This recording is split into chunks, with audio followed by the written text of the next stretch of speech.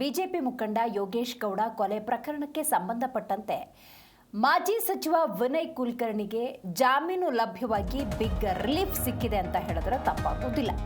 ಧಾರವಾಡದ ಬಿಜೆಪಿ ಮುಖಂಡ ಯೋಗೇಶ್ ಗೌಡ ಕೊಲೆ ಪ್ರಕರಣದಲ್ಲಿ ಮಾಜಿ ಸಚಿವ ವಿನಯ್ ಕುಲಕರ್ಣಿಗೆ ಬಿಗ್ ರಿಲೀಫ್ ಲಭ್ಯವಾಗಿದೆ. ಪ್ರಕರಣದಲ್ಲಿ ಜನಪ್ರತಿನಿಧಿಗಳ ವಿಶೇಷ ನ್ಯಾಯಾಲಯ ವಿಧಿಸಿದ್ದ ಜೀವಾವಧಿ ಶಿಕ್ಷೆಯನ್ನ ಅಮಾನತುಗೊಳಿಸಿದ ಹೈಕೋರ್ಟ್ ಜಾಮೀನನ್ನ ಮಂಜೂರು ಮಾಡಿದೆ. ಈ ಆದೇಶದಿಂದ ವಿನಯ್ ಕುಲಕರ್ಣಿ ಅವರ ಶಾಸಕ ಸ್ಥಾನ ಕೂಡ ಮರುಸ್ಥಾಪನೆಯಾಗಲಿದೆ. ಹೌದು, ಜೀವಾವಧಿ ಶಿಕ್ಷೆಗೆ ಗುರಿಯಾಗಿದ್ರು ಮಾಜಿ ಶಾಸಕರು.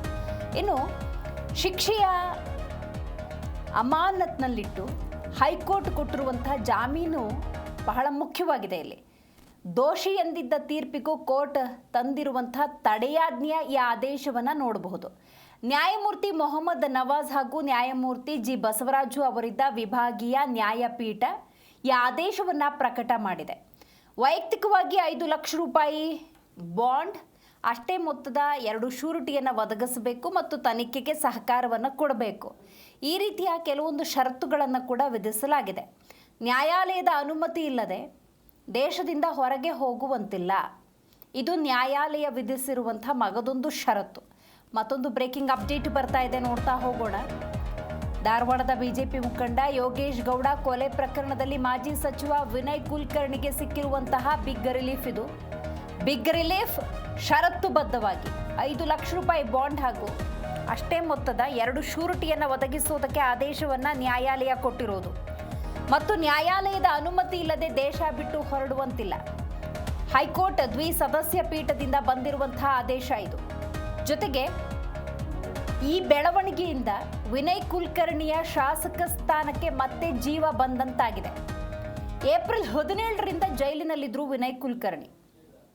ಬಿಜೆಪಿ ಮುಖಂಡ ಯೋಗೇಶ್ ಗೌಡ ಕೊಲೆ ಪ್ರಕರಣದಲ್ಲಿ ಬಂಧಿಯಾಗಿದ್ರು. ರಾಜಕೀಯವಾಗಿ ಮತ್ತು ಕಾನೂನಾತ್ಮಕವಾಗಿ ವಿನಯ್ ಕುಲಕರ್ಣಿ ಪ್ರಕರಣದಲ್ಲಿ ಮುಂದೇನಾಗಬಹುದು ಅನ್ನುವಂತಹ ಪ್ರಶ್ನೆಯಾಗಿ ಉಳ್ಕೊಂಡಿತ್ತು. ಆದರೆ ಇವತ್ತು ಬಂದಿರುವಂತಹ ನ್ಯಾಯಾಲಯ ಆದೇಶ ಏನಿದೆ, ಇದು ಈ ಪ್ರಕರಣದ ಮತ್ತೊಂದು ಆಯಾಮವನ್ನು ಪಡೆದುಕೊಂಡಿದೆ ಅಂತ ಹೇಳಿದ್ರೆ ತಪ್ಪಾಗೋದಿಲ್ಲ. ಇವತ್ತು ವಿನಯ್ ಕುಲಕರ್ಣಿ ಅವರು ಯೋಗೇಶ್ ಗೌಡ ಹತ್ಯೆ ಪ್ರಕರಣದಲ್ಲಿ ವಿನಯ್ ಕುಲಕರ್ಣಿ ಮತ್ತೆ ಇತರ ಆರೋಪಿಗಳು ಜಾಮೀನು ಅರ್ಜಿ ಮತ್ತೆ ವಿನಯ್ ಕುಲಕರ್ಣಿ ಅವರು ಸಂಬಂಧಪಟ್ಟಂತೆ ಶಿಕ್ಷೆಗೆ ಅಂದ್ರೆ ಏನು ವಿಶೇಷ ನ್ಯಾಯಾಲಯ ಏನು ಶಿಕ್ಷೆ ಕೊಟ್ಟಿತ್ತು ಅದಕ್ಕೆ ತಡೆ ಕೊಡಬೇಕು ಅಂತ ನಮ್ದು 2 ಅರ್ಜಿಗಳು ಸಲ್ಲಿಸಿದ್ವಿ. ಆ 2 ಅರ್ಜಿಗಳನ್ನ ಮಾನ್ಯ ವಿಭಾಗೀಯ ಪೀಠ ಡಿವಿಷನ್ ಬೆಂಚ್ ನ ಹೈಕೋರ್ಟ್ ನ ಡಿವಿಷನ್ ಬೆಂಚ್ ಇವತ್ತು ಅಲೋ ಮಾಡಿ ಒಂದಷ್ಟು ಕಂಡೀಷನ್ಸ್ ನ ಸಹ ಇಂಪೋಸ್ ಮಾಡಿದೆ. ಅದ್ರಲ್ಲಿ ನಾವು ಮುಖ್ಯವಾದಂತ ವಾದ ಮಂಡನೆ ಮಾಡಿದ್ವಿ. ವಿನಯ್ ಪ್ರಮುಖವಾಗಿ ಸಿ.ವಿ. ನಾಗೇಶ್ ಅವರು ಹಿರಿಯ ವಕೀಲರು ವಿನಯ್ ಕುಲಕರ್ಣಿ ಪರವಾಗಿ ವಾದ ಮಾಡಿದ್ರು. ವಿನಯ್ ಕುಲಕರ್ಣಿ ಅವರು ಈ ಪ್ರಕರಣದಲ್ಲಿ ಯಾವುದೇ ರೀತಿಯ ಪಾತ್ರ ವಹಿಸಿಲ್ಲ. 2016ರಲ್ಲಿ ಆಲ್ರೆಡಿ ಬೇರೆ ಅಂದ್ರೆ ಲೋಕಲ್ ಪೊಲೀಸರು, ಧಾರವಾಡ ಪೊಲೀಸರು ಈ ಕೇಸ್ನ ತನಿಖೆ ಮಾಡಿ ಬೇರೆ ಆರೋಪಿಗಳ ವಿರುದ್ಧ ದೋಷಾರೋಪಣಾ ಪಟ್ಟಿನ ಸಲ್ಲಿಸಿದ್ರು ಅನ್ನೋದನ್ನ ಅಲ್ಲಿ ಅದಾದ ನಂತರ 4 ವರ್ಷಗಳ ನಂತರ ಸಿಬಿಐಗೆ ಈ ಪ್ರಕರಣ ಹಸ್ತಾಂತರ ಆಗಿತ್ತು. ಅಲ್ಲಿ ವಿನಯ್ ಕುಲಕರ್ಣಿ ಅವ್ರನ್ನ ಈ ಪ್ರಕರಣದಲ್ಲಿ ಸಲ್ಲಿಸಲಾಗಿತ್ತು. ಇವತ್ತು ವಿನಯ್ ಕುಲಕರ್ಣಿ ಅವರು ಯೋಗೇಶ್ ಗೌಡ ಹತ್ಯೆ ಪ್ರಕರಣದಲ್ಲಿ ವಿನಯ್ ಕುಲಕರ್ಣಿ ಮತ್ತೆ ಇತರ ಆರೋಪಿಗಳು ಜಾಮೀನು ಅರ್ಜಿ ಮತ್ತೆ ವಿನಯ್ ಕುಲಕರ್ಣಿ ಅವರು ಸಂಬಂಧಪಟ್ಟಂತೆ ಶಿಕ್ಷೆಗೆ ಅಂದ್ರೆ ಏನು ವಿಶೇಷ ನ್ಯಾಯಾಲಯ ಏನು ಶಿಕ್ಷೆ ಕೊಟ್ಟಿತ್ತು ಅದಕ್ಕೆ ತಡೆ ಕೊಡಬೇಕು ಅಂತ ನಮ್ದು 2 ಅರ್ಜಿಗಳು ಸಲ್ಲಿಸಿದ್ವಿ. ಆ 2 ಅರ್ಜಿಗಳನ್ನ ಮಾನ್ಯ ವಿಭಾಗೀಯ ಪೀಠ ಡಿವಿಷನ್ ಬೆಂಚ್ ನ ಹೈಕೋರ್ಟ್ ನ ಡಿವಿಷನ್ ಬೆಂಚ್ ಇವತ್ತು ಅಲೋ ಮಾಡಿ ಒಂದಷ್ಟು ಕಂಡೀಷನ್ಸ್ ನ ಸಹ ಇಂಪೋಸ್ ಮಾಡಿದೆ. ಅದ್ರಲ್ಲಿ ನಾವು ಮುಖ್ಯವಾದಂತ ವಾದ ಮಂಡನೆ ಮಾಡಿದ್ವಿ. ವಿನಯ್ ಪ್ರಮುಖವಾಗಿ ಸಿ.ವಿ. ನಾಗೇಶ್ ಅವರು ಹಿರಿಯ ವಕೀಲರು ವಿನಯ್ ಕುಲಕರ್ಣಿ ಪರವಾಗಿ ವಾದ ಮಾಡಿದ್ರು. ವಿನಯ್ ಕುಲಕರ್ಣಿ ಅವರು ಈ ಪ್ರಕರಣದಲ್ಲಿ ಯಾವುದೇ ರೀತಿಯ ಪಾತ್ರ ವಹಿಸಿಲ್ಲ. 2016ರಲ್ಲಿ ಆಲ್ರೆಡಿ ಬೇರೆ ಅಂದ್ರೆ ಲೋಕಲ್ ಪೊಲೀಸರು, ಧಾರವಾಡ ಪೊಲೀಸರು ಈ ಕೇಸ್ನ ತನಿಖೆ ಮಾಡಿ ಬೇರೆ ಆರೋಪಿಗಳ ವಿರುದ್ಧ ದೋಷಾರೋಪಣಾ ಪಟ್ಟಿನ ಸಲ್ಲಿಸಿದ್ರು ಅನ್ನೋದನ್ನ ಅಲ್ಲಿ ಧಾರವಾಡದ ಬಿಜೆಪಿ ಮುಖಂಡ ಯೋಗೇಶ್ ಗೌಡ ಕೊಲೆ ಪ್ರಕರಣದಲ್ಲಿ ಮಾಜಿ ಸಚಿವ ವಿನಯ್ ಕುಲಕರ್ಣಿಗೆ ಬಿಗ್ ರಿಲೀಫ್ ಲಭ್ಯವಾಗಿದೆ. ಹೌದು, ಈಗಷ್ಟೇ ವಕೀಲರು ಮಾತಾಡಿದ್ದನ್ನು ಕೂಡ ನೀವು ಗಮನಿಸಿದ್ರೆ, ಅಂದರೆ ಕೋರ್ಟ್ನ ಆದೇಶ ಹೇಗಿತ್ತು ಅನ್ನೋದನ್ನು ಉಲ್ಲೇಖ ಮಾಡ್ತಾ ಇದ್ರು. ಪ್ರಕರಣದಲ್ಲಿ ಜನಪ್ರತಿನಿಧಿಗಳ ವಿಶೇಷ ನ್ಯಾಯಾಲಯ ವಿಧಿಸಿದಂತಹ ಜೀವಾವಧಿ ಶಿಕ್ಷೆಯನ್ನು ಅಮಾನತುಗೊಳಿಸಿದ ಹೈಕೋರ್ಟ್ ಜಾಮೀನನ್ನು ಮಂಜೂರು ಮಾಡಿದೆ. ಈ ಆದೇಶದಿಂದ ವಿನಯ್ ಕುಲಕರ್ಣಿ ಅವರ ಶಾಸಕ ಸ್ಥಾನ ಮರುಸ್ಥಾಪನೆಯಾಗಲಿದೆ. ನ್ಯಾಯಮೂರ್ತಿ ಮೊಹಮ್ಮದ್ ನವಾಜ್ ಹಾಗೂ ನ್ಯಾಯಮೂರ್ತಿ ಜಿ ಬಸವರಾಜು ಅವರಿದ್ದ ವಿಭಾಗೀಯ ನ್ಯಾಯಪೀಠ ಈ ಆದೇಶವನ್ನು ಪ್ರಕಟಿಸಿರುವುದು. ವೈಯಕ್ತಿಕ 5 ಲಕ್ಷ ಬಾಂಡ್ ಹಾಗೆಯೇ ಅಷ್ಟೇ ಮೊತ್ತದ 2 ಶ್ಯೂರಿಟಿಯನ್ನು ಒದಗಿಸಬೇಕಾಗತ್ತೆ. ಜೊತೆಗೆ ತನಿಖೆಗೂ ಸಂಪೂರ್ಣ ಸಹಕಾರವನ್ನು ನೀಡಬೇಕು. ನ್ಯಾಯಾಲಯದ ಅನುಮತಿ ಇಲ್ಲದೆ ದೇಶದಿಂದ ಹೊರಗಡೆ ಹೋಗಬಾರದು ಅಂತ ನ್ಯಾಯಾಲಯ ಷರತ್ತನ್ನು ವಿಧಿಸಿದೆ.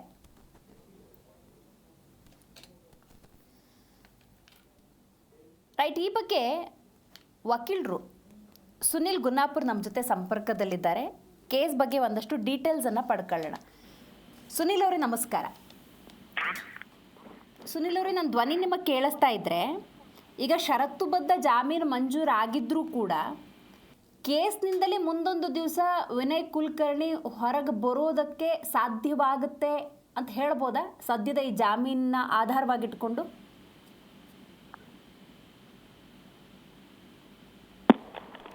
ಹಲೋ ಸುನಿಲ್ ಅವರೇ, ನನ್ನ ಧ್ವನಿ ಕೇಳಿಸ್ತಾ ಇದೆಯಾ ನಿಮಗೆ? ಸಂಪರ್ಕ ಸಾಧ್ಯ ಆಗ್ತಾ ಇಲ್ಲ. ಮತ್ತೊಮ್ಮೆ ಸಂಪರ್ಕ ಮಾಡುವಂಥ ಎಲ್ಲ ಪ್ರಯತ್ನವನ್ನು ಮಾಡೋಣ. ಮೊದಲನೇದಾಗಿ ಕೋರ್ಟ್ ಏನು ಆದೇಶ ಕೊಟ್ಟಿದೆ ಅನ್ನೋದನ್ನು ನೋಡಬೇಕು. ಯಾಕಂದರೆ ನೀವಿಲ್ಲಿ ಗಮನಿಸಬಹುದು, ದೋಷಿ ಅಂತ ಜನಪ್ರತಿನಿಧಿಗಳ ವಿಶೇಷ ನ್ಯಾಯಾಲಯ ಕೊಟ್ಟಿದ್ದ ತೀರ್ಪಿಗೂ ಈಗ ಕೋರ್ಟ್ ತಡೆಯಾಜ್ಞೆ ನೀಡಿರೋದ್ರಿಂದಾಗಿ ಈ ಪ್ರಮುಖವಾದಂಥ ವಿಚಾರ, ಸೇಮ್ ಟೈಮ್ ಜಾಮೀನು ಷರತ್ತುಬದ್ಧ ಆಗಿದ್ದರೂ ಕೂಡ ಜಾಮೀನು ಮಂಜೂರಾಗಿರೋದ್ರಿಂದ ಮುಂದೊಂದು ದಿವಸ ಈ ಕೇಸ್ನಿಂದ ಹೊರಗೆ ಬರುವಂತಹ ಸಾಧ್ಯತೆ ಏನಾದರೂ ಇದೆಯಾ ಅನ್ನುವಂಥ ಕ್ಯೂರಿಯಾಸಿಟಿ ಇದೆ. ನೋಡೋಣ ಕಾನೂನಾತ್ಮಕವಾಗಿ ಏನೆಲ್ಲ ಮಾಹಿತಿ ಲಭ್ಯವಾಗುತ್ತೆ ಅಂತ ಹೇಳಿ. ನಮ್ಮ ಜೊತೆ ಈಗ ವಕೀಲರಾಗಿರುವಂಥ ಸುನಿಲ್ ಕುಮಾರ್ ಅವರು ಸಂಪರ್ಕದಲ್ಲಿದ್ದಾರೆ. ಸರ್ ನಮಸ್ಕಾರ. ನಮಸ್ತೆ ಮೇಡಮ್. ಸರ್, ಈಗ ಈ ಹಿಂದೆ ನ್ಯಾಯಾಲಯ ದೋಷಿ ಅಂತ ಒಂದು ತೀರ್ಪನ್ನು ಕೊಟ್ಟಿರುತ್ತೆ. ಅದಕ್ಕೂ ಈಗ ಕೋರ್ಟ್ ತಡೆಯಾಜ್ಞೆ ಕೊಟ್ಟಿರೋದು ಫಸ್ಟ್ ಪಾಯಿಂಟು. ಎರಡನೇದು, ಷರತ್ತುಬದ್ಧವೇ ಆಗಿದ್ರೂ ಕೂಡ ಜಾಮೀನು ಮಂಜೂರಾಗಿರೋದ್ರಿಂದಾಗಿ ಮುಂದೊಂದು ದಿವಸ ಈ ಕೇಸ್ನಿಂದ ಹೊರಗೆ ಬರೋದಕ್ಕೆ ಸಾಧ್ಯತೆಗಳಿರಬಹುದಾ? ಏನಂತ ಸದ್ಯ ನೀವು ಈ ತೀರ್ಪನ್ನು ವಿಶ್ಲೇಷಣೆ ಮಾಡ್ತೀರಿ ಅಂತ? ಮೇಡಮ್, ಇದು ಸಹಜವಾಗಿ ಕಾನೂನಿನ ಪ್ರಕ್ರಿಯೆಯಲ್ಲಿ ಇದೊಂದು ತಾತ್ಕಾಲಿಕವಾದಂತ ಒಂದು ಪರಿಹಾರ ಅವ್ರಿಗೆ ಸಿಕ್ಕಿದೆ. ಒಂದು ಸಲ ಕೆಳಗಡೆ ಕೋರ್ಟ್ನವರು ದೋಷಿ ಅಂತ ತೀರ್ಪು ಕೊಟ್ಟ ಮೇಲೆ ಹೈಕೋರ್ಟ್ ಏನ್ ಮಾಡುತ್ತೆ, ಹೈಕೋರ್ಟ್ ಅಪೀಲ್ ಹಾಕಿದ ಮೇಲೆ ಸುದೀರ್ಘವಾಗಿ ಎಲ್ಲ ಎವಿಡೆನ್ಸ್ ಗಳನ್ನ ರೀಅಪ್ರಿಶಿಯೇಟ್ ಮಾಡ್ಬೇಕಾಗ್ತದೆ. ಅದು ಕನಿಷ್ಠ ಪಕ್ಷ 2 ರಿಂದ 3 ವರ್ಷ ಪ್ರಕರಣ ಹೈಕೋರ್ಟ್ ನಲ್ಲಿ ವಿಚಾರಣೆ ನಡೆಯುತ್ತೆ. ಹಾಗಾಗಿ 2 ರಿಂದ 3 ವರ್ಷ ನಡೆಯೋದ್ರಿಂದ ಪ್ರೈಮಾ ಫೇಸಿ ಒಂದು ಈಗ ಅವ್ರಿಗೆ ಇನ್ನೊಂದು ಸಮಸ್ಯೆ ಏನಾಯ್ತು ಅಂದ್ರೆ, ಅವ್ರ ಶಾಸಕ ಸ್ಥಾನಕ್ಕೂ ಕೂತು ಬಂತು. ನಮ್ಮ ರೆಪ್ರೆಸೆಂಟೇಷನ್ ಆಫ್ ಪೀಪಲ್ ಆಕ್ಟ್ ಅಡಿನಲ್ಲಿ ವಿತಿನ್ 6 months ಒಳಗಡೆ ಅವ್ರಿಗೆ ಸಸ್ಪೆನ್ಷನ್ ಆಫ್ ಸೆಂಟೆನ್ಸ್ ಅಥವಾ ಏನಾದ್ರು ಬೇಲ್ ಸಿಕ್ಕಿಲ್ಲ ಅನ್ನೋದಾದ್ರೆ ಆಟೋಮೆಟಿಕಲಿ ಅವರು ಡಿಸ್ಕ್ವಾಲಿಫೈ ಆಗ್ತಾರೆ. ಹಾಗಾಗಿ ಅದು ಕೂಡ ಅರ್ಜೆನ್ಸಿ ಇದ್ದಿದ್ರಿಂದ ಹೈಕೋರ್ಟ್ ಏನ್ ಮಾಡಿದೆ, ತಾತ್ಕಾಲಿಕವಾಗಿ ಈ ಪ್ರಕರಣ ಮುಗಿಯದೆ 2 ರಿಂದ 3 ವರ್ಷ ಆಗ್ತದೆ. ಹಾಗಾಗಿ ತಾತ್ಕಾಲಿಕವಾಗಿ ಮೇಲ್ನೋಟಕ್ಕೆ ಸಾಕ್ಷಿಗಳ ವಿಚಾರಣೆ ಆಗಿರುವಂತದ್ದು, ಸಾಕ್ಷಿಗಳ ಸುದೀರ್ಘವಾಗಿ 10,000 ಪುಟಗಳ ಚಾರ್ಜ್ ಶೀಟ್ ಇದೆ, ಎಲ್ಲವನ್ನೂ ನಾವು ನೋಡ್ಬೇಕಾಗ್ತದೆ ಅಂತ ಹೇಳಿ ತಾತ್ಕಾಲಿಕವಾಗಿ ಒಂದು ಸಸ್ಪೆನ್ಷನ್ ಆಫ್ ಸೆಂಟೆನ್ಸ್ ಮತ್ತು ಬೇಲ್ ಅನ್ನ ಕೊಟ್ಟಿದ್ದಾರೆ. ಇದನ್ನ ನಾವು ತಾತ್ಕಾಲಿಕ ರಿಲೀಫ್ ಅಂತ ಮಾತ್ರ ಭಾವಿಸಬೇಕು. ಯಾಕಂದ್ರೆ ಇನ್ನ ಅಪೀಲು ಹೈಕೋರ್ಟ್ ನಲ್ಲಿ ಪೆಂಡಿಂಗ್ ಇದೆ. ಅಂತಿಮ ತೀರ್ಪು ಇನ್ನ ಬಂದಿಲ್ಲ ಹೈಕೋರ್ಟ್ ನಲ್ಲಿ. ಹಾಗಾಗಿ ಅವರ ಶಾಸಕ ಸ್ಥಾನದಿಂದ ಅವರು ಅನರ್ಹರಾಗ್ಲಿಕ್ಕೆ ತಪ್ಪಿಸ್ಕೊಳ್ಲಿಕ್ಕೂ ಒಂದು ಅವಕಾಶ ಸಿಕ್ತು ಮತ್ತು ತಾತ್ಕಾಲಿಕವಾಗಿ ಹೊರಗೆ ಬಂದಿದ್ದಾರೆ. ಬಟ್ ಕಂಡೀಷನ್ಸ್ ಗಳನ್ನ ಇಂಪೋಸ್ ಮಾಡಿದ್ದಾರೆ, ದೇಶ ಬಿಟ್ಟು ಹೋಗಬಾರ್ದು ಮತ್ತು ಯಾವುದೇ ಸಮಯದಲ್ಲಿ ಏನೇ ಕರೆದ್ರು ಕೂಡ ಕೋಆಪರೇಟ್ ಮಾಡಬೇಕು ಅಂತ ಕಂಡೀಷನ್ಸ್ ಗಳನ್ನ ಇಂಪೋಸ್ ಮಾಡಿದ್ದಾರೆ. ಹಾಗಾಗಿ ಈಗ ನಾವು ಮುಂದಕ್ಕೆ ಅಂತಿಮ ತೀರ್ಪು ಏನ್ ಬರ್ತದೆ ಅಂತ ನಾವು ಕಾದು ನೋಡ್ಬೇಕಾಗ್ತದೆ. ಸರ್, ಈಗ ನೀವು ಹೇಳಿದ ಒಪ್ಕೊಳ್ಳೋಣ, ಈಗ ತಾತ್ಕಾಲಿಕ ರಿಲೀಫ್ ಅಷ್ಟೇ, ಕೇಸಿಂದೇನು ಮುಕ್ತ ಅಂತ ಅಲ್ಲ ಅನ್ನುವಂಥ ಕ್ಲಾರಿಟಿ ನನಗೆ ಸಿಕ್ತು. ಆದರೆ ವಿನಯ್ ಕುಲಕರ್ಣಿ ಅಂದರೆ ಸಾಮಾನ್ಯವಾದಂಥ ಒಬ್ಬ ಪ್ರಜೆ ಏನಲ್ಲ, ಅವರು ಪ್ರಭಾವಿಗಳು, ರಾಜಕಾರಣಿಗಳು ಆಗಿರೋದ್ರಿಂದಾಗಿ ಆಯಾಮದಲ್ಲೂ ಕೂಡ ನೋಡಬೇಕಾಗುತ್ತೆ. ಈಗ ಸಾಕ್ಷಿ ನಾಶ ಇರ್ಬೋದು, ತಮ್ಮ ಪ್ರಭಾವ ಬೀರುವಂತಹ ಪರಿಣಾಮಗಳು ಜಾಮೀನಲ್ಲಿ ಇದ್ದ ಸಂದರ್ಭಗಳಲ್ಲಿ ಆಗುವ ಸಾಧ್ಯತೆಗಳಿರುತ್ತಲ್ಲ. ಹಾಗಾಗಿ ಏನು ಹೇಳ್ತೀರಾ ಸರ್ ಇದ್ರ ಬಗ್ಗೆ? ಮೇಡಮ್, ಅದು ವಿಚಾರಣೆ ನಡೆಯುವಂತ ಸಂದರ್ಭದಲ್ಲಿ ಸಾಕ್ಷಿಗಳು ಬಂದು ಕೋರ್ಟ್ ನಲ್ಲಿ ಹೇಳಿಕೆ ಕೊಡಬೇಕಾಗ್ತದೆ. ಆಗ ಇವರು ಅದನ್ನ ಬೆದರಿಕೆ ಹಾಕಿದ್ರು, ಒಂದು ಅಲಿಗೇಷನ್ ಬಂತು, ಸಾಕ್ಷಿಗಳನ್ನ ಬೆದರಿಕೆ ಹಾಕಿದ್ರು ಅಂತ ಹೇಳಿ ಬಂದಾಗ ಅವ್ರಿಗೆ ಸುಪ್ರೀಂ ಕೋರ್ಟ್ ಬೇಲ್ ಕೂಡ ಕ್ಯಾನ್ಸಲ್ ಮಾಡಿದೆ. ಹಾಗಾಗಿ ಈಗ ಸಾಕ್ಷಿಗಳ ವಿಚಾರಣೆ ಆಗೋಗಿರೋದ್ರಿಂದ ಎಲ್ಲರ ವಿಚಾರಣೆ ಹೇಳಿಕೆಗಳು ನ್ಯಾಯಾಲಯದಲ್ಲಿ ದಾಖಲಾಗಿ ಆಲ್ರೆಡಿ ತೀರ್ಪು ಬಂದಿರೋದ್ರಿಂದ ಈಗ ಅವರು ಸಾಕ್ಷಿಗಳಿಗೆ ಬೆದರಿಕೆ ಹಾಕುವಂತ ಸಾಧ್ಯತೆ ಬಹಳ ಕಮ್ಮಿ. ಬೆದರಿಕೆ ಹಾಕೋಕ್ಕೂ ಬರೋದಿಲ್ಲ. ಮತ್ತು ಎಲ್ಲ ಎವಿಡೆನ್ಸ್ ಗಳು ಆಲ್ರೆಡಿ ಕೋರ್ಟ್ ನಲ್ಲಿ ಇರೋದ್ರಿಂದ 10,000 ಪುಟಗಳ ಚಾರ್ಜ್ ಶೀಟು, ವಿಟ್ನೆಸ್ ಗಳ ಸಾಕ್ಷಿಗಳ ಹೇಳಿಕೆಗಳು ಎಲ್ಲವೂ ಇರೋದ್ರಿಂದ ಈಗ ಅವ್ರು ಏನು ಕೂಡ ಸಾಕ್ಷಿಗಳ ಮೇಲೆ ಏನು ಪ್ರಭಾವ ಹಾಕ್ಲಿಕ್ಕೆ ಬರೋದಿಲ್ಲ. ಬಟ್ ಎಷ್ಟೋ ಪ್ರಕರಣಗಳಲ್ಲಿ ಇಂಟ್ರಿಮ್ ಬೇಲ್ ಕೊಟ್ಟಿರ್ತಾರೆ, ಸಸ್ಪೆನ್ಷನ್ ಆಫ್ ಸೆಂಟೆನ್ಸ್ ಮಾಡಿರ್ತಾರೆ, ಬಟ್ ಅಪೀಲಲ್ಲಿ ಮತ್ತೆ ಕನ್ವಿಕ್ಷನ್ ಕನ್ಫರ್ಮ್ ಮಾಡಿರುವಂತ ಅನೇಕ ಪ್ರಕರಣಗಳಿದೆ ದೇಶಾದ್ಯಂತ.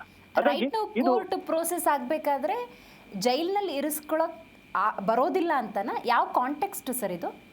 ಮೇಡಮ್, ಒಂದು ಇವರು ರಾಜಕಾರಣಿ ಆಗಿರೋದ್ರಿಂದ 6 ತಿಂಗಳು ಒಳಗಡೆ ಇವ್ರಿಗೆ ಒಂದು ಪಕ್ಷ ಸಸ್ಪೆನ್ಷನ್ ಆಫ್ ಸೆಂಟೆನ್ಸ್ ಆಗಿಲ್ಲ ಅನ್ನೋದಾದ್ರೆ ಇವ್ರನ್ನ ಆಟೋಮೆಟಿಕಲಿ ಅನರ್ಹರಾಗ್ಬಿಡ್ತಾರೆ. ಒಂದ್ಸಲ ಇವ್ರು ಅನರ್ಹ ಆದ್ರೆ ಆ ಕ್ಷೇತ್ರಕ್ಕೆ ಮತ್ತೆ ಎಲೆಕ್ಷನ್ ಆಗ್ಬೇಕು. ಅದು ಕೂಡ ಮತ್ತೆ ವೇಸ್ಟ್ ಆಫ್ ಪಬ್ಲಿಕ್ ಮನಿ. ಮತ್ತೆ ಇನ್ನೊಂದ್ಸಲ ಬೈ ಎಲೆಕ್ಷನ್ ಆಗಿ ಮತ್ತೆ ಅಲ್ಲಿ ಎಲೆಕ್ಷನ್ ಕಮಿಷನ್ ಎಲ್ಲ ದುಡ್ಡನ್ನ ಸ್ಪೆಂಡ್ ಮಾಡಿ ಇನ್ನೊಬ್ಬರು ಕ್ಯಾಂಡಿಡೇಟ್ ನಿಲ್ಸಿ ಮತ್ತೆ ಅಲ್ಲಿ ಬಹಳಷ್ಟು ಸಮಸ್ಯೆ ಆಗ್ತದೆ. ಹಾಗಾಗಿ ನಿಜವಾಗ್ಲೂ ಈ ಕೇಸು ಸಸ್ಪೆನ್ಷನ್ ಆಫ್ ಸೆಂಟೆನ್ಸ್ಗೆ ಅರ್ಹ ಇದೆಯೋ ಇಲ್ವೋ ಅಂತ ಫಸ್ಟ್ ಮೇಲ್ನೋಟಕ್ಕೆ ಕಾಣ್ತಾರೆ.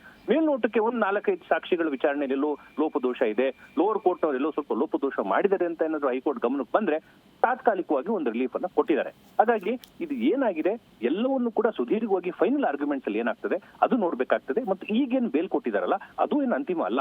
ಈ ಬೇಲ್ ಆರ್ಡರ್ ಕೂಡ ಯಾರು ವಿಕ್ಟಿಮ್ ಇದಾರೋ ಅವರು ಕೂಡ ಚಾಲೆಂಜ್ ಮಾಡಬಹುದು, ಅಥವಾ ಸಿಬಿಐನವರು ಕೂಡ ಇನ್ನು ಇಮಿಡಿಯೇಟ್ ಆಗಿ ಸುಪ್ರೀಂ ಕೋರ್ಟ್ ಅಲ್ಲಿ ಚಾಲೆಂಜ್ ಮಾಡಿ ತುಂಬಾ ಗಂಭೀರವಾಗಿರುವಂತಹ ಮರ್ಡರ್ ಪ್ರಕರಣ. ವಿಜಯ್ ಕುಲಕರ್ಣಿ ಅವರು ಬಹಳಷ್ಟು ಪ್ರಭಾವಿ ಇದ್ದಾರೆ. ಆಲ್ರೆಡಿ ಅವರು ಕೆಳಗಣ ಕೋರ್ಟ್ ಅಲ್ಲಿ ವಿಚಾರಣೆಗೆ ಇದ್ದಾಗಲೇ ಅವರು ಸಾಕ್ಷಿಗಳ ಮೇಲೆ ಹೆದರಿಸಿ ಬೆದರಿಕೆ ಮಾಡುವಂತ ಸಂದರ್ಭದಲ್ಲಿ ಆಗ್ಲೂ ಅವ್ರಿಗೆ ಬೇಲ್ ಕ್ಯಾನ್ಸಲ್ ಆಗಿತ್ತು. ಹಾಗಾಗಿ ದಯವಿಟ್ಟು ನೀವು ರಾಂಗ್ ಪ್ರೆಸಿಡೆಂಟ್ ಅನ್ನ ಸೆಟ್ ಮಾಡ್ತೀರಾ. ದರ್ಶನ್ ಪ್ರಕರಣದಲ್ಲಿ ಹೇಗೆ ನೀವು ಕ್ಯಾನ್ಸಲ್ ಮಾಡಿದ್ರು ಹಾಗೆ ಈ ಪ್ರಕರಣದಲ್ಲಿ ಕೂಡ ತಾವು ಕ್ಯಾನ್ಸಲ್ ಮಾಡಬೇಕು ಅಂತ ಹೇಳಿ ಸಿಬಿಐನವರು ಕೂಡ ಸುಪ್ರೀಂ ಕೋರ್ಟ್ ಕೂಡ ಅಪೀಲ್ ಹೋಗ್ಬೋದು. ಹಾಗೆ ಏನಾಗುತ್ತೆ ಅಂತ ಹೇಳಿ ಈ ಕೋರ್ಟ್ ಮತ್ತು ಸುಪ್ರೀಂ ಕೋರ್ಟ್ ನಲ್ಲಿ ನಾವೆಲ್ಲರೂ ಕೂಡ ಕಾದ್ ನೋಡ್ಬೇಕಾಗ್ತದೆ. ಹಾಗಾದ್ರೆ ಸರ್ ಅಪ್ರಾಕ್ಸಿಮೇಟ್ಲಿ ಶಾಸಕ ಸ್ಥಾನ ಅಂದ್ರೂ ಈಗ ಅವ್ರಿಗೆ ಮತ್ತೆ ಶಾಸಕರ ಕಂಟಿನ್ಯೂ ಆಗಕ್ಕೆ ಅವಕಾಶ ಇರೋದ್ರಿಂದಾಗಿ ಅಂದರೆ ಮರುಜೀವ ಬರೋದ್ರಿಂದಾಗಿ ಅಪ್ರಾಕ್ಸಿಮೇಟ್ಲಿ ಅವ್ರ ಟರ್ಮು ಅಂದರೆ ನಾವು 1-1.5 ವರ್ಷ ಅಂತ ಅನ್ಕೊಳ್ಬೋದು. ಈಗ ಕೇಸ್ ಡೆವಲಪ್ಮೆಂಟು ಟೋಟಲಿ ಆ ಪೀರಿಯಡು ಅಂದರೆ ಅಪ್ರಾಕ್ಸಿಮೇಟ್ಲಿ 1-1.5 ವರ್ಷ ಬರ್ಬೋದು. ಈ ಕ್ಯಾಲ್ಕುಲೇಷನ್ ಏನ್ ಹೇಳ್ತೀರಿ ಸರ್? ಆಮೇಲೆ ತೀರ್ಪು ಬರುತ್ತೆ. ಖಂಡಿತ ಆಮೇಲೆ ತೀರ್ಪು ಬರ್ಬೋದು. 1-1.5 ಈಗ ನೋಡಿ 1-1.5 ವರ್ಷ 2 ವರ್ಷ ಕೇಸ್ ನಡೆಯಕ್ಕೆ 1-2 ವರ್ಷ ನಡೆಯುತ್ತೆ. ಅಷ್ಟೊಳಗಡೆ ಇವ್ರದ್ದೇನ ಟರ್ಮೇ ಮುಗೀತು ಅನ್ಕೊಳ್ಳಿ, ಅವಾಗ ಆಟೋಮೆಟಿಕ್ಲಿ ಅವ್ರ ಟರ್ಮ್ ಇಂದ ಹೊರಗೆ ಬರ್ತಾರೆ. ಮತ್ತೆ ಇನ್ನೊಂದ್ಸರಿ ಎಲೆಕ್ಷನ್ ಕಂಟೆಸ್ಟ್ ಮಾಡಿ ಮತ್ತೆ ಗೆಲ್ತಾರ ಸೋಲ್ತಾರ ಅದೆಲ್ಲ ಜನಗಳ ಮೇಲೆ ಬಿಟ್ಟು ವಿಚಾರ. ಬಟ್ ತೀರ್ಪು ಬರಕ್ಕೆ ಫೈನಲ್ ಅಂತಿಮ ತೀರ್ಪು ಬರ್ಲಿಕ್ಕೆ 1-2 ವರ್ಷ ಕನಿಷ್ಠ ಪಕ್ಷ ಹಿಡಿಯುತ್ತೆ. ಎಲ್ಲ ಆರೋಪಿಗಳು ಸುಮಾರು 11-12 ಮಂದಿ ಆರೋಪಿಗಳಿದ್ದಾರೆ. ಅವರೆಲ್ಲರ ಆರ್ಗ್ಯುಮೆಂಟ್ ಅನ್ನು ಕೂಡ ಹೈಕೋರ್ಟ್ ಕೇಳಬೇಕಾಗ್ತದೆ. ಮತ್ತು ಸಿಬಿಐ ಪರ ಸ್ಪೆಷಲ್ ಪ್ರಾಸಿಕ್ಯೂಟರ್ ಡೆಲ್ಲಿಯಿಂದ ಬರ್ತಾರೆ, ಅವ್ರ ಆರ್ಗ್ಯುಮೆಂಟ್ ಇರುತ್ತೆ. ವಿಕ್ಟಿಮ್ ಕಡೆಯಿಂದ ಒಬ್ರು ಅಡ್ವೊಕೇಟ್ ಇರ್ತಾರೆ. ಎಲ್ಲರ ಆರ್ಗ್ಯುಮೆಂಟ್ ಕೇಳಲಿಕ್ಕೆ 1-2 ವರ್ಷ ಬೇಕಾಗ್ತದೆ. ಆಟೋಮೆಟಿಕಲಿ ಇವರು 1.5 ವರ್ಷಕ್ಕೆ ಅವ್ರ ಟರ್ಮೇ ಖಾಲಿ ಮುಗ್ದೋಯ್ತು ಅನ್ನೋದಾದ್ರೆ ಮತ್ತೇನಾದ್ರೂ ನಾಳೆ ತೀರ್ಪಲ್ಲಿ ಏನಾದ್ರು ಅವ್ರ ವಿರುದ್ಧ ಆಯ್ತು, ಕನ್ವಿಕ್ಷನ್ ಕನ್ಫರ್ಮ್ ಆಯ್ತು ಅಂದ್ರೆ ಆಗ ಅವ್ರಿಗೆ ಆಲ್ರೆಡಿ ಅವರು ಶಾಸಕ ಸ್ಥಾನ ಮುಗ್ದಿರೋದ್ರಿಂದ ಅವ್ರಿಗೇನು ಅದಕ್ಕೆ ಬರೋದಿಲ್ಲ. ಬಟ್ ನ್ಯಾಯಾಲಯದ ಆದೇಶನ ಅವರು ಪಾಲನೆ ಮಾಡ್ಬೇಕಾಗ್ತದೆ. ಸರ್ ಇದರಲ್ಲಿ ಇನ್ನೊಂದು ವಿಚಾರ, ಈಗ ದೋಷಿ ಅಂದಿದ್ದ ತೀರ್ಪಿಗೆ ಕೋರ್ಟ್ ತಡೆಯಾಜ್ಞೆ ಕೊಟ್ಟಿದೆ ಅಂದ್ರೆ ಮೀನಿಂಗ್ ಏನ್ ಸರ್ ಅದ್ರದ್ದು? ಏಕೆಂದ್ರೆ ಆಲ್ರೆಡಿ ಅವ್ರ ಪಾತ್ರ ಏನು ಅನ್ನೋದು ತೀರ್ಪಲ್ಲಿ ಬಂದಿರುವಂತದ್ದು, ಅದಕ್ಕೆ ತಡೆಯಾಜ್ಞೆ ಹೇಳ್ತಿದ್ದಾರೆ ಅಂದ್ರೆ ಏನಂತ ತಗೋಬೇಕಿದನ್ನ? ಎಸ್ ಮೇಡಮ್, ಅದು ನೋಡಿ ನಾವು ಲೀಗಲ್ ಆಗಿ ಏನ್ ಹೇಳ್ತೀವಿ, ಸಸ್ಪೆನ್ಷನ್ ಆಫ್ ಸೆಂಟೆನ್ಸ್ ಮತ್ತು ಸಸ್ಪೆನ್ಷನ್ ಆಫ್ ಕನ್ವಿಕ್ಷನ್ ಅಂತ ಹೇಳ್ತೀವಿ. 2 ವಿಚಾರ ಇದೆ. ಅಂದ್ರೆ ಈಗ ಲೋವರ್ ಕೋರ್ಟ್ ಏನ್ ಮಾಡುತ್ತೆ, ತಮ್ಮ ಮುಂದೆ ಬಂದಿರುವಂತಹ ಸಾಕ್ಷಿಗಳು, ಏನೇನು ವಿಟ್ನೆಸ್ಗಳು ಮತ್ತು ಆಗಿರುವಂತಹ ರಿಕವರಿ ಆಗಿರುವಂತಹ ಮೆಟೀರಿಯಲ್ಗಳು, ವೆಪನ್ಸ್ಗಳು ಮತ್ತು ಐ ವಿಟ್ನೆಸ್ಗಳು, ಎಲೆಕ್ಟ್ರಾನಿಕ್ ಎವಿಡೆನ್ಸ್ಗಳು ಎಲ್ಲವನ್ನು ನೋಡಿ ಇವರ ಇನ್ವಾಲ್ವ್ಮೆಂಟ್ ಮೇಲ್ನೋಟಕ್ಕೆ ಮತ್ತು ಪೂರಕವಾಗಿ ಇವರ ಇನ್ವಾಲ್ವ್ಮೆಂಟ್ ಇದೆ, ಇವರ ಆದೇಶದ ಮೇಲೆನೆ ಅವ್ರು ಹೋಗಿ ಕೊಲೆ ಮಾಡಿದ್ರು, ಹಾಗಾಗಿ ಇವ್ರನ್ನ ಅಕ್ಯೂಸ್ ನಂಬರ್ ನಾವು ಮಾಡಿದೀವಿ, ಇವರ ಇನ್ವಾಲ್ವ್ಮೆಂಟ್ ಇದೆ ಅಂತ ದೋಷಿ ಅಂತ ಕೊಡ್ತಾರೆ. ಬಟ್ ಹೈಕೋರ್ಟ್ ಬಂದಾಗ ಹೈಕೋರ್ಟ್ ಅಲ್ಲಿ ಡಿಫರೆಂಟ್ ಆಗಿ ಎವಿಡೆನ್ಸ್ ರೀಅಪ್ರಿಷಿಯೇಟ್ ಮಾಡ್ಲಿಕ್ಕೆ ಶುರು ಮಾಡ್ತಾರೆ. ಹೈಕೋರ್ಟ್ ಬಂದಾಗ ವಿನಯ್ ಕುಲಕರ್ಣಿ ಅವರು ತಮ್ಮ ಪರವಾಗಿರುವಂತಹ ಪ್ರಬಲವಾದಂತಹ ಸಾಕ್ಷಿಗಳನ್ನೆಲ್ಲ ಹೇಳ್ತಾ ಬರ್ತಾರೆ. ನಮ್ಮ ಪರವಾಗಿ ವಿನಯ್ ಕುಲಕರ್ಣಿ ಅವ್ರ ಪರವಾಗಿರುವಂತಹ ವಾದ ಏನಿತ್ತು, ನಾನು ಎಲ್ಲೂ ಕೂಡ ಡೈರೆಕ್ಟ್ ಆಗಿ ಇನ್ವಾಲ್ವ್ಮೆಂಟ್ ಆಗಿಲ್ಲ, ನನಗೂ ಯೋಗೇಶ್ ಗೌಡ್ರಿಗೂ ಗಲಾಟೆ ಆಗಿದೆ ಅನ್ನೋದನ್ನ ಬಿಟ್ರೆ ನನ್ನ ಬೇಕು ಅಂತ ಈ ಪ್ರಕರಣದಲ್ಲಿ ಸಿಲುಕಿಸಿದ್ದಾರೆ. ಎಷ್ಟೋ ಜನ ಐ ವಿಟ್ನೆಸ್ ಗಳಂತ 3-4 ಜನ ಯಾರು ನೀವು ತೋರಿಸಿದ್ರಿ ಅವರೆಲ್ಲರೂ ಕೋರ್ಟ್ ಅಲ್ಲಿ ಬಂದು ಸಾಕ್ಷಿ ಹೇಳಿದಾಗ ಇಲ್ಲ ನಾವು ಹೇಳಿಲ್ಲ, ಪೊಲೀಸರು ಹೆದರಿಸಿ ನಮ್ಮನ್ನು ಬರ್ತಿದ್ದಾರೆ ಅಂತ ಬಂದಿದೆ. ಮತ್ತೆ ಆಲ್ರೆಡಿ ಯಾರು ಕೊಲೆ ಮಾಡಿದ್ರು 4 ಜನ ಆಲ್ರೆಡಿ ಅರೆಸ್ಟ್ ಆಗಿ ಪೊಲೀಸರು ಚಾರ್ಜ್ ಶೀಟ್ ಹಾಕಿದ್ದಾರೆ. ಇದು ಚಾರ್ಜ್ ಶೀಟ್ ಆಗಿ ನಡೀತಿದ್ದಾಗ ಫರ್ದರ್ ಇನ್ವೆಸ್ಟಿಗೇಷನ್ ನನ್ನ ಹೆಸರು ಸೇರಿಸಿರುವಂತದ್ದು, ಅದಕ್ಕೆ ನಂದದಲ್ಲಿ ಇನ್ವಾಲ್ವ್ಮೆಂಟ್ ಇಲ್ಲ ಅಂತ ಹೇಳಿ ಇವ್ರು ಪ್ರಬಲವಾದಂತ ವಾದ ಮಾಡಿದ್ದಾರೆ. ಎಲ್ಲವನ್ನೂ ಹೈಕೋರ್ಟ್ ನೋಡಿ ಸುದೀರ್ಘವಾಗಿರೋ ಮೆಟೀರಿಯಲ್ಗಳಿದೆ, ಸುಮಾರು ಈ ಚಾರ್ಜ್ ಶೀಟ್ ಮೆಟೀರಿಯಲ್ಗಳನ್ನ ಅಧ್ಯಯನ ಮಾಡಿ ಇದನ್ನೆಲ್ಲ ನೋಡಿ ನಾವು ತೀರ್ಪು ಬರೀಬೇಕಾದ್ರೆ ಕನಿಷ್ಠ ಪಕ್ಷ 2-3 ವರ್ಷ ನಿಜವಾಗ್ಲೂ ಹೇಳಿಕೆ ಆಗ್ತದೆ. ಹಾಗಾಗಿ ಮೇಲ್ನೋಟಕ್ಕೆ ವಿನಯ್ ಕುಲಕರ್ಣಿ ಅವರ ಪರವಾಗ್ಲೂ ಕೂಡ ಕೆಲವು ಸಾಕ್ಷಿ ವಿಚಾರಣೆಗಳು ಅವ್ರ ಪರವಾಗಿ ಕೂಡ ಪ್ರಬಲವಾಗಿದೆ.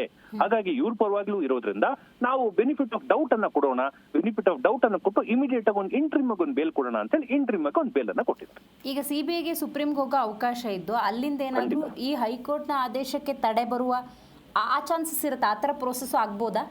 ಖಂಡಿತ ಮೇಡಮ್, ಎಷ್ಟೋ ಪ್ರಕರಣಗಳಲ್ಲಿ ಸಿಬಿಐನವರು ಅಪೀಲ್ ಹೋಗಿದ್ದಾರೆ, ಹೈಕೋರ್ಟ್ ಸುಪ್ರೀಂ ಕೋರ್ಟ್ ನಲ್ಲಿ ಅದನ್ನ ಕ್ಯಾನ್ಸಲ್ ಮಾಡಿದ್ದಾರೆ. ಗಂಭೀರವಾದಂತಹ ಪ್ರಕರಣ ಇದೆ, ನೀವು ನೋಡಿರುವಂತಹ ವಿಚಾರಣೆಗಳು, ಸಾಕ್ಷಿಗಳು ಯಾರು ಪ್ರತಿಕೂಲವಾದಂತಹ ಸಾಕ್ಷಿಗಳು ಯಾರು ಅಂತ ಹೇಳ್ತಾರೆ, ವಿನಯ್ ಕುಲಕರ್ಣಿ ಪರವಾಗಿರುವಂತಹ ಸಾಕ್ಷಿಗಳು ಯಾರು ಅಂತ ಅವ್ರು ಹೇಳಿದ್ದಾರೆ, ಅವೆಲ್ಲರೂ ಕೂಡ ನಂಬಲು ಅರ್ಹವಾದಲ್ಲವಂತಹ ಸಾಕ್ಷಿಗಳು. ಮತ್ತು ಈ ಪ್ರಕರಣದಲ್ಲಿ ತಾವೇನೋ ಬೇಲ್ ಕೊಟ್ರೆ ಇದು ಅವ್ರ ಪ್ರಭಾವಿಯಾಗಿರೋದ್ರಿಂದ ಸಮಾಜಕ್ಕೆ ಕೆಟ್ಟ ನೀವು ಸಂದೇಶ ಕೊಡ್ಲಿಕ್ಕೆ ಆಗ್ತದೆ ಅಂತ ಹೇಳಿ ಸುಪ್ರೀಂ ಕೋರ್ಟ್ ಅಲ್ಲಿ ಕೂಡ ಸ್ಟೇ ಆಗುವಂತ ಸಾಧ್ಯತೆ ಕೂಡ ಹೆಚ್ಚಿದೆ. ಹಾಗಾಗಿ ಈಗ ಯಾರು ಅಪೀಲ್ ಹೋಗ್ತಾರೆ, ಸಿಬಿಐನವರು ಅಪೀಲ್ ಹೋಗ್ತಾರಾ ಅಥವಾ ವಿಕ್ಟಿಮ್ ಕಂಪ್ಲೇಂಟ್ ಯಾರು ಕೊಟ್ಟಿರ್ತಾರೆ, ಯೋಗೇಶ್ ಗೌಡ್ರ ಪರಿವಾರದವರು ಯಾರಿದ್ರು ಅವರು ಕೂಡ ಸುಪ್ರೀಂ ಕೋರ್ಟ್ ಅಪೀಲ್ ಅನ್ನು ಹಾಕಬಹುದು. ಅದು ಆಲ್ರೆಡಿ ಯಾರೋ ಅವರು ಸ್ನೇಹಿತರು ಹೇಳ್ತಿದ್ರು ಅಪೀಲ್ ನಾವು ರೆಡಿ ಮಾಡ್ಕೋತಾ ಇದೀವಿ, ನಾವು ಸುಪ್ರೀಂ ಕೋರ್ಟ್ ಹೋಗ್ತೀವಿ ಅಂತ ಕೂಡ ಹೇಳ್ತಾ ಇದ್ರು. ಹಾಗಾಗಿ ಅಪೀಲ್ ಒಂದು ಪಕ್ಷ ಹೋದ್ರೆ ಸುಪ್ರೀಂ ಕೋರ್ಟ್ ಇದನ್ನು ಯಾವ ರೀತಿ ಗಮನಿಸುತ್ತೆ, ಸುಪ್ರೀಂ ಕೋರ್ಟ್ ನಿಜವಾಗ್ಲೂ ಸ್ಟೇ ಕೊಡುತ್ತಾ ಅಥವಾ ಆಲ್ರೆಡಿ ಇದು ಕೊಟ್ಟಿರೋದು ಸರಿ ಇದೆ ಮತ್ತು ಆದಷ್ಟು ಬೇಗ ತ್ವರಿತವಾಗಿ ನೀವು ವಿಚಾರಣೆ ಮಾಡಿ ಅಂತ ಡೈರೆಕ್ಷನ್ ಕೊಡುತ್ತಾ, ಎರಡನ್ನೂ ಕೂಡ ನಾವು ಸುಪ್ರೀಂ ಕೋರ್ಟ್ ಅಂಗಳದಲ್ಲಿ ಈಗ ಕಾದು ನೋಡಿ. Thank you sir, thank you so much Zee Kannada news ಜೊತೆಗೆ ಮಾತಾಡಿದ್ದಕ್ಕಾಗಿ.